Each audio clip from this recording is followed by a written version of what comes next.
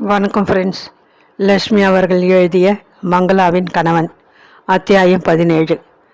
மங்களாவிடம் hostel நிர்வாகி தொடர்ந்து கூறினாள், இப்போ இருக்கும் விலைவாசிகளுக்கு இதுவே ரொம்ப குறைவான பணம். காலையில் காஃபி பலகாரம் கையில் கொடுத்து விடுவோம், மாலை வந்ததும் ஒரு கப் டீ கொடுப்போம், இரவு 8 மணிக்கு சாப்பாடு, அவ்வளவுதான். ஹாஸ்டலை சுற்றி காட்டட்டுமா, பார்க்கிறியா? அந்த அம்மாள் அதட்டி கேட்டாள். வேறு வழியின்றி மங்களா பின்தொடர்ந்தாள். பங்களாவில் நின்று வெளிவந்த போது மங்களாவின் மனதில் ஒரு நெருடல். இடம் பார்க்கவே பிடிக்கலையே, இங்கே எப்படி வசிப்பது? அண்ணாவின் வீட்டை விட இங்கே உணர்வுகள் இறுகிவிட போலிருக்கே. ஏன், இந்த பக்கம் எங்கேயோ கொலை கூட நடந்ததாக சொன்னார்களே. சேச்ச, பகலில் பார்த்தால் வேறு விதமாக இருக்கும். விரண்டவன் கண்களுக்கு இருந்ததெல்லாம் பேய். தனக்குள்ளே சிரித்தபடி நடந்தாள். அந்த ஞாயிற்றுக்கிழமை மாதத்தின் 2வது நாள். அவள் ஹாஸ்டலில் சேர வேண்டிய நாள். லதாவின் யோசனைப்படியே அவள் முதல் நாள் பேங்கிலிருந்து தன் சேமிப்பிலிருந்து 1000 ரூபாய்களை எடுத்து கொண்டிருந்தாள். அத்துடன் பிரச்சனையை எழுப்பிவிட்ட வைரத்தோடுகளையும் தன் கழுத்து சங்கிலி, கை வளையல்கள் எல்லாவற்றையும் லாக்கரில் வைத்து பூட்டிவிட்டாள். லதாவுடன் கூட அந்த ஹாஸ்டலுக்கு சென்று தலைவி கேட்ட 2 மாத முன் பணத்தையும் கட்டி ரசீது பெற்றுக்கொண்டாள். வரும்போது வழியில் கடையிலிருந்து ஒரு சிறு பெட்டியை விலைக்கு வாங்கி கொண்டாள். அப்பாவுக்கு பின்னர் அண்ணாவின் பாதுகாப்பில் இத்தனை காலம் வாழ்ந்தாக்கிவிட்டது என்ற கடமைக்காக அவள் அவர்களிடம் சொல்லி கொண்டு புறப்பட விரும்பினாள். அன்று மாலை வீட்டிற்கு வந்ததும் தனது முடிவை முதலில் அண்ணனிடம் சொன்னாள். அவளை அவர் வியப்புடன் மௌனமாக பார்த்தார். தனது துண்டை உதறி தோளில் போட்டுக்கொண்டு மாடிக்கு போய்விட்டார். மன்னி அனுஷாவிடம் சொன்னபோது, மகளே சமர்த்து நானாம், என்கிட்ட எதுக்கு சொல்லணும், குத்தலாக கேட்டுவிட்டு உள்ளே சென்று விட்டாள். மறுநாள் காலை அண்ணாவும் அண்ணியும் நந்தனத்தில் இருந்த ஒரு நண்பர் வீட்டுக்கு காலையிலேயே காரில் புறப்பட்டு விட்டனர். தனியே இவள் என்னத்தை சாதிக்கிறாள் பார்க்கலாம் என்றதொரு சவால் அது. அப்பாவின் பெரிய தோல் பெட்டியை பீரோவின் உச்சியிலிருந்து எடுத்து தூசியை தட்டி துடைத்து திறந்து வைத்தாள். வேண்டாம் என்று அண்ணா ஒதுக்கி போட்டிருந்த பழைய பெட்டியை எடுத்து அதனை பழுது பார்த்து வைத்து கொண்டிருந்தாள். அது இப்போது உபயோகப்பட்டது. பீரோவை திறந்து அதிலிருந்து தனது புடவை, ரவிக்கை இத்தியாதிகளை எடுத்து அதில் அடுக்கி கொண்டாள். பீரோவின் அடித்தட்டில் அவள் கல்யாணத்திற்கென்று செய்து வைத்திருந்த வெள்ளி பாத்திரங்களில் ஒரு தட்டும் குங்கும சிமிழும் இன்னும் விற்கப்படாது இருந்தன. அப்பா அன்போடு அவளுக்காக சேகரித்து வைத்திருந்தவைகளில் மீதி அவை 2 தான். அவைகளை ஏன் விட்டு போக வேண்டும்? எடுத்து பெட்டியில் போட்டு மூடிக்கொண்டாள். பீரோவை பூட்டினாள். ஜன்னல்களை சாத்திவிட்டு கதவுகளை பூட்டினாள். பெட்டிகளை சுமந்து வெளியே வராந்தாவில் வைத்துவிட்டு வாயிற்கதவை இழுத்து பூட்டினாள். தெருவில் போன ரிக்ஷாவை கைத்தட்டி அழைத்து பெட்டிகளை அதில் ஏற்றிவிட்டு எதிர் வீட்டு பக்கம் விரைந்தாள். வழக்கம் போல் வேடிக்கை பார்க்க வாயிலுக்கு வந்து கொண்டிருந்தாள் யோகாம்பாள். அண்ணாவும் அண்ணியும் வெளியே போயிருக்காங்க, அவர்கள் வந்ததும் வீட்டு சாவியை கொடுத்துடுங்க. ரொம்ப நன்றி, நான் அவசரமாக போகணும் என்றாள். யோகாம்பாள் கேட்கவில்லை. அவள் கண்களில் ஆவல் மிதந்தது. ஆஃபீஸ் கிட்டே ஒரு ஹாஸ்டல் இருக்கு, அதில் போய் தங்கிக்க போகிறேன். இந்த பஸ்ஸுக்கு அலைஞ்சி என் பிராணன் போகிறது, வரட்டுமா? பேசிக்கொண்டே டாக்ஸி ஸ்டாண்டுக்கு விரைந்தாள். விலை உயர்ந்த பட்டு சேலைகள், வெள்ளி தட்டு முதலியவற்றை கொண்ட பெரிய தோல் பெட்டியை தள்ளாதாவிடம் ஒப்படைத்துவிட்டு சிறு பெட்டியில் ஒரு வாரத்திற்கு உபயோகிக்க தேவையான புடவை துணிகளுடன் ஹாஸ்டலுக்கு அதே டாக்ஸியில் கிளம்பிவிட்டாள். வாயிற்புறம் வந்த ஆஃபீஸ் அறையில் மங்கையர் இல்ல தலைவி பிரகதாம்பலை காணவில்லை.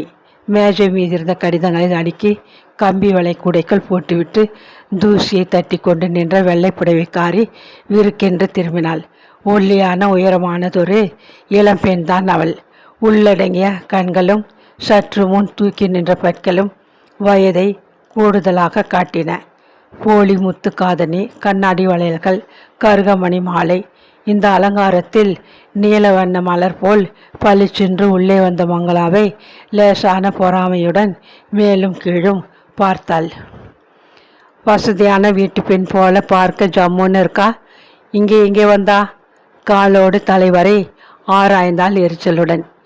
கதவை தட்டிவிட்டு வரலாமான்னு கேட்டு உத்தரவு வாங்கிட்டு தானே உள்ளே வரணும். படித்த பெண்ணா இருக்க மரியாதை தெரியலையே வேடிக்கென்று கேட்டாள். முகம் சிவந்து உடலை குறுக்கி கொண்டு நின்ற மங்களாவை குரூர திருப்தியுடன் மறுபடியும் ஊன்றி வெறித்தாள். நீதான் ஹாஸ்டலில் சேர இன்னைக்கு வரப்போவதாக அத்தை சொன்ன மிஸ் மங்களாவோ? இதுதானா உன் சாமான்? ஒரே ஒரு சின்ன பெட்டியோடு வந்திருக்கே. அவ்வளோதான் இருக்கு, கொண்டு வந்தேன். கோபத்தை அடக்கி கொண்டு பதிலளித்தாள் மங்களா. இதுக்காகத்தான் நாங்கள் முன்னெச்சரிக்கையாக 2 மாதம் முன்பணம் வாங்கிக்கிறோம். ஒரு 10 நாள் இருந்துட்டு வெறும் பெட்டியை வச்சுட்டு சும்மா கம்பி நீட்டிட்டா யார் நஷ்டப்படுறது? சொல்லிவிட்டு அவளை எரிச்சலுடன் பார்த்தாள் வெள்ளை புடவைக்காரி. மங்களா பதில் பேசவில்லை. சரி, என் பின்னாலே வா. இன்னைக்கு இந்த ஹாஸ்டலில் தலைவி பிரகதாம்பாமாவுக்கு ஓய்வு நாள். அவங்க என் அத்தை. நான் தான் இந்த ஹாஸ்டல் உதவி வார்டன், மேற்பார்வையாளர், அந்தரங்க காரியதர்சி எல்லாம். பெயர் அனுபமா. தன்னை அறிமுகப்படுத்தி கொண்டு நடந்தாள். பிளைவுட் தடுப்புகளால் 2ஆக பிரிக்கப்பட்ட ஒரு அறையின் ஒரு பகுதிக்குள் வந்ததும் அவள் திரும்பினாள். உனக்கு தனியாக அறை வேணும்னு அத்தைக்கிட்டே கேட்டு கொண்டிருந்தையாம். அதனாலே நீ மற்றவங்களை விட வாடகை அதிகம் கட்ட வேண்டியிருக்கும். அடுத்த பகுதியில் 3 பேர் ஒரு அறையில் தங்கியிருக்காங்க. அவங்களுக்கு அத்தனை வாடகை இல்லை. இந்த அறையில் இருக்கும் சாமான்களுக்கு ஒரு இன்வென்ட்ரி எடுத்திருக்கிறேன். அதில் நீ கையெழுத்து போடணும். ஏதாச்சும் காணாமல் போனால் நீ தான் ஈடு செய்யணும். நல்லா பார்த்துக்கோ. சொல்லிக்கொண்டே கையோடு கொண்டு வந்த ஒரு காகிதத்தை அவள் முன் நீட்டினாள் அனுப்பமா. மங்களா அறையை சுற்றி நாட்டமிட்டாள். பாதரசம் பாதி கலைந்து போன கண்ணாடி பதித்த ஒரு சிறு பீரோ, ஒரு மரக்கட்டில், தேங்காய் நார் மெத்தை, தலகாணி, கால்கள் ஆடிய சிறு மேஜை, ஒரு நாட்காலி, அழுது வடிந்த மின் விளக்கு, தண்ணீர் நிறைந்த மண் கூஜா, ஒரு கண்ணாடி டம்ளர். புன்னகைத்தபடி கையெழுத்திட்டு காகிதத்தை அனுப்பமாவிடம் கொடுத்தாள். தனி அறை என்றதும் கொஞ்சம் பெருசாக இருக்கும்னு நினைச்சேன். ரொம்ப சின்னதாக இருக்கே. மங்களா தனக்குள் பேசி கொண்டதை கேட்டதும் வேடித்தாள் அனுப்பமா. நீ கொடுக்குற வாடகைக்கு 5 ஸ்டார் ஹோட்டல் அறை கிடைக்கும்னு நினைப்பா? அத்தை யாருக்கும் தனி அறை சலுகை தர்றதில்லை. என்னவோ உன் மேலே பரிதாபப்பட்டு கொடுத்திருக்காங்க. அதை வச்சு காப்பாற்றிக்க தெரிஞ்சுக்கோ. இப்போவே எல்லாத்தையும் சொல்லிட்டு போகிறேன். எனக்கு வேலை ரொம்ப கிடக்கு. படபடவென்று பேசினாள். மங்களாவுக்கு வியப்பு. அர்த்தமில்லாமல் இந்த அனுப்பமாவுக்கு ஏன் இப்படி கோபம் வருகிறது? இந்த ஹாஸ்டலுக்கு 2 குளியலறை, 2 கழிவு அறை தான் இருக்குது. அதனாலே காலை 5 மணிக்கே எழுந்துட்டாதான் சரியாக இருக்கும். 7 மணிக்கே சாப்பாட்டு அறைக்கு காஃபி பலகாரம் சாப்பிட வந்துடணும். அப்படியே பகல் உணவு பொட்டலத்தை கேட்டு வாங்கிட்டு போகணும். மாலை 6 மணிக்கு மேல் வந்தால் டீ கிடையாது. இரவு 7 மணிக்கு மேலே சாப்பாடு க்ளோஸ். ராத்திரி 8:30 மணிக்கு மேல் கேட்டை திறந்து வச்சிருக்க முடியாது, மூடி விடுவோம். ஹாஸ்டல் விதிகள் அடங்கின ஒரு காகிதத்தை அத்தை கொடுத்திருப்பாங்களே. எதுக்கும் நானும் சொல்லிட்டேன். கூறிவிட்டு வேகமாக போய்விட்டாள். எப்படியோ ஒரு வார காலம் வாழ்க்கையை ஹாஸ்டலில் ஓட்டிவிட்டாள். அன்று மாலை அவள் உணவு நேரத்தின் போது ஆஃபீஸ் அறையிலேயே வழக்கம் போல் உட்கார்ந்திருந்தாள். ஹாஸ்டலில் தந்த உணவு பட்டணத்தை பிரித்தாள். காலி பால் பையை கழுவி அதற்குள் தயிர் சாதத்தை திணித்து பத்திரிகை தாளில் சுற்றி கொடுத்திருந்தாள் ஹாஸ்டல் சமையல்காரி. பொட்டலத்தை பிரிக்கும் முன்பே புளிப்பு நாற்று முகத்தில் அடித்தது. வயிற்றை குமுற்றி கொண்டு வந்தது. வழக்கம் போல் அதை திரும்ப காகிதத்தில் சுற்றி குப்பை கூடைக்குள் போட்டாள். வராந்தாவில் ஓடிக்கொண்டிருந்த ஆஃபீஸ் பையனை கூப்பிட்டு காஃபியும் தோசையும் வாங்கி வர சொல்லி காசு கொடுத்து அனுப்பினாள். ஒரு சில நாட்களிலேயே அவள் உணர்ந்து கொண்டு விட்டாள். அந்த ஹாஸ்டல் வாழ்க்கை அவளுக்கு பிடிக்கவே இல்லை. கலை இல்லாத அந்த கட்டிடத்தை பார்க்கவே அவளுக்கு பிடிக்கவில்லை. காற்றோட்டமில்லாத அந்த சிறு அறையில் வசிக்க பிடிக்கவில்லை. இரவு முழுவதும் தூங்க முடியாத அப்பிய கொசு உபத்திரவத்தை தாங்க முடியவில்லை. படுக்கை அது முள்ளாக உடம்பை குத்தி வதைத்தது. சாப்பாடு வாயில் வைக்க விஷமாக இருந்தது. எல்லாவற்றையும் விட அதில் வசித்த பெண்களுடன் தன்னால் இணைந்து வாழ முடியாது என்பதை விரைவில் புரிந்து கொண்டு விட்டாள். அவர்களது பேச்சு, மட்டமான நகைச்சுவை பொழுதுபோக்குகள் ஒன்றையும் அவளால் ரசிக்க முடியவில்லை. தண்ணீர் மேல் தெளித்த எண்ணெயாக அவர்களுடன் ஒட்டி உறவாட முடியாது தத்தளித்து போனாள். கடைசியாக அந்த அனுபமாவை அவளால் சகித்து கொள்ள முடியவில்லை. ஆரம்பத்திலேயே காரணமின்றி எரிந்து விழுந்தாள். எது கேட்டாலும் எப்பொழுதும் எரிச்சலுடன் கடுத்த முகத்துடன் பதிலளித்தாள். ஏன் சிலருக்கு சிலரை கண்டால் காரணமில்லாத ஒரு வெறுப்பு ஏன்? அனுப்பமா காரணம் ஏதுமின்றி மங்களாவை வெறுத்தாள். காசை கொடுத்து விட்டு தங்கியிருக்கும்போது சுல்லென்று விழுகிறாளே, இவளும் ஒரு மனுஷியா என்ற வெறுப்பு மங்களாவுக்கு அவள் மேல். பொறுத்துக்கொள், எல்லா ஹாஸ்டல்களும் இப்படி மட்டமாக பயங்கரமாக இருக்காது என்று லதா ஆறுதல் கூறியிருந்தாள். அந்த நம்பிக்கையில் பற்களை கடித்து கொண்டு பொறுமையாகத்தான் இருந்தாள். திடுகிட்டு நிமிர்ந்தாள் அவள். வெளியே கண்ணாடி கதவின் பக்கம் நிழலாடிய உருவத்தை கண்டு அதிர்ந்து போய்விட்டாள். கதவை திறந்து கொண்டு அவள் அண்ணா உள்ளே வந்தார். கோபத்திலே முகம் சிவந்து விட்டிருந்தது. கண்களில் கடுமை தெரிந்தது. வாங்க அண்ணா, உட்காருங்க. நாட்காலியை இழுத்து போட்டு உபசரித்தாள். உன் உபசாரம் தேவையில்லை. 2 வார்த்தை உன்னை நேரே பார்த்து கேட்டு போக வந்தேன். அப்பத்தான் மனசு ஆறும் போல இருக்கு.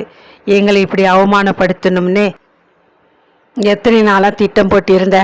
எதிர் வீட்டு அக்காமாக்கிட்ட சாவியை கொடுத்துட்டு கிளம்பிட்டியே, என்ன நெஞ்செழுத்தம் உனக்கு? அண்ணாவுக்கு அடங்கிய மரியாதைக்கும் கட்டுப்பட்டு எதிர்பேச்சு பேசாது இத்தனை காலம் அவள் கோழையாக இருந்தது போதாதா? இன்னும் என்ன பயம் வேண்டி கிடக்கிறது? உணர்வுகள் குமுறின. நீங்களும் மண்ணியும் தான் இந்த நிலையை உருவாக்கினவ. அப்படி இருக்கச்ச என் மேலே ஏன் குற்றம் படிக்கிறேன்? மெல்ல கேட்டாள். வீட்டை விட்டு ஒரு பெண் வெளியே வந்து வாழ்ந்து காற்றேன்னு வீம்பு பிடிக்கிறது ரொம்ப அழகாக இருக்குன்னு நினைக்கிறியா? வீம்பு பிடிக்கலை. என் நிலைமையை நான் புரிஞ்சுட்டு விலகி வந்துட்டேன். காலம் முச்சிட உங்களுக்கு அடிமையாக நான் வாழணும்னு நீங்கள் எதிர்பார்க்கிறீங்களே, அது சரியா அண்ணா? இத்தனை வயசுக்கு மேலே நீ வாழ்க்கையிலே என்ன எதிர்பார்க்கிற? புரியறதாண்ணா? மறுபடியும் அதை சொல்லி காட்டி என் மனசை புண்படுத்த வேண்டாம். இத்தனை வயசுக்கு மேலே என் வாழ்க்கையில் நடந்த துன்ப நிகழ்ச்சிகளுக்கு பிறகு எவன் வந்து உன்னை கல்யாணம் பண்ணிக்க போகிறான் அப்படின்னு சொல்ல வந்தேன். எனக்குன்னு ஒரு குடும்பம் அமையாட்டா போகட்டும். ஆனால் அதுக்காக அடிமையாக உங்ககிட்டே காலம் முழுவதும் என்னால் தள்ள முடியாது. என் உழைப்பை வச்சுட்டு கௌரவமாக சுதந்திரமாக வாழ விரும்புகிறேன். இதில் தப்பென்ன? இன்னொரு தடவை சொல்லி கேட்கட்டும். கோபத்துடன் அண்ணா கையை ஓங்கி கொண்டு நெருங்கிய போது அவள் அதிர்ந்து போனாள். சற்றென்று பின்னால் நகர்ந்து கொண்டாள். அண்ணா, இது என் ஆஃபீஸ். என்ன வெட்கக்கேடு? கையை கீழே போடுங்க. யாராவது பார்த்தால் சிரிப்பா? இத்தனை வயசான பொண்ணை தொட்டு அடிக்க வராரே ஒரு அண்ணன்னு உங்களைத்தான் கேவலமாக பேசுவா. அண்ணன் தங்கை என்கிற உறவை தவிர உங்களுக்கு என் மேலே உரிமை ஏதும் கிடையாது. புரிஞ்சுக்கோங்க. முகம் இறுகி கோபத்திலே குதித்து போன சீதாராமன் அவளை கொன்று விடுவது போல் பார்த்தார். உறவு மட்டும் இனி என்னத்துக்கே? இன்னையோட அதுக்கும் முழுக்கு போட்டுடு. உன்னாலே நான் என் சம்மந்தி முன்னாலே பட போகிற அவமானத்தை நினச்சா நாக்கை பிடுங்கிக்கணும் போல இருக்கு. என் குடியை கெடுக்க வந்த பாவி நீ. கர்ஜித்து விட்டு வேகமாக வெளியேறினார். தோசையும் காஃபியையும் கொண்டு வந்து மேஜை மீது வைத்த ஆஃபீஸ் பையன் கேட்டுவிட்டான். அந்த ஐயா அப்படி கோபமாக போகிறாரே, யார் அவரு? எனக்கு என்ன தெரியும் அவர் யாரோ? துயரத்தில் குமுறிய நெஞ்சு நின்று எழுந்த வார்த்தைகள் மெல்லியதாக ஒலித்தன. பையன் வெளியேறியதும் தோசை பொட்டலத்தை கூடைக்குள் விட்டெறிந்தாள். கன்னங்களில் வழிந்தொடிய கண்ணீரை துடைத்து கொண்டு பிரமை பிடித்தவள் போல் உட்கார்ந்து விட்டாள். உறவு மட்டும் இனி என்னத்துக்கே? அதுக்கும் முழக்கு போட்டுவிட்டு அண்ணாவின் கடுமையான சொற்கள் மீண்டும் மீண்டும் காதுகளை கிழித்தன.